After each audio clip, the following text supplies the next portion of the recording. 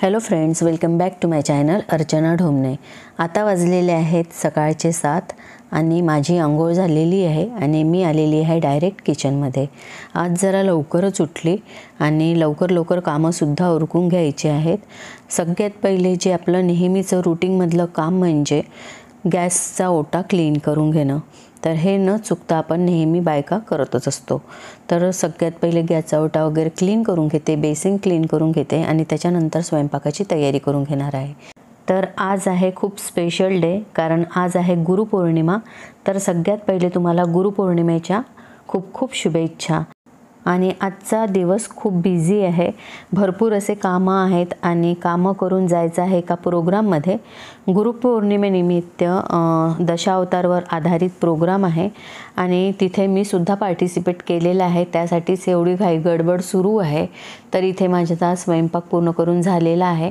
आता परत एकदा गॅसचा ओटा क्लीन करून घेते आणि पुढचे जे काम आहे ते करून घेणार आहे।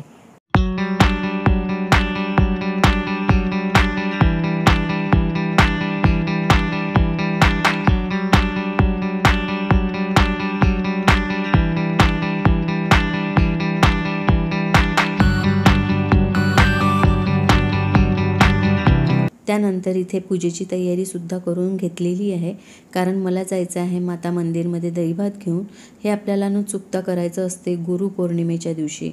हे आपल्याला आपल्या मुलांसाठी करावं लागतं। छोट्या गोष्टी असतात आणि हे केल्याने खरंच ना घरात सुख, शांती, समाधान, आपल्या मुलांच्यावर येणारे अडथळे, मुलांची चिडचिड, या सगळ्या गोष्टीवर खरंच फायदा होतो। प्रत्येक वेळेसच आपलं मंदिरात जाणं जमेलच असं नाही आहे।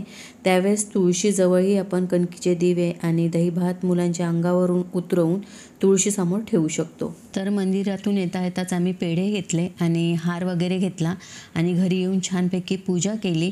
तर मी सगळ्यात पहिले ना माझ्या आईला गुरु मानते आणि त्याच्यानंतर आहे सत्य साईबाबा, यांना सुद्धा गुरु मानते। तर मी माझ्या गुरुला म्हणजे सत्य साईबाबाला असं म्हणणार आहे, साई प्रत्येक गोष्टीत साथ दे माझ्या।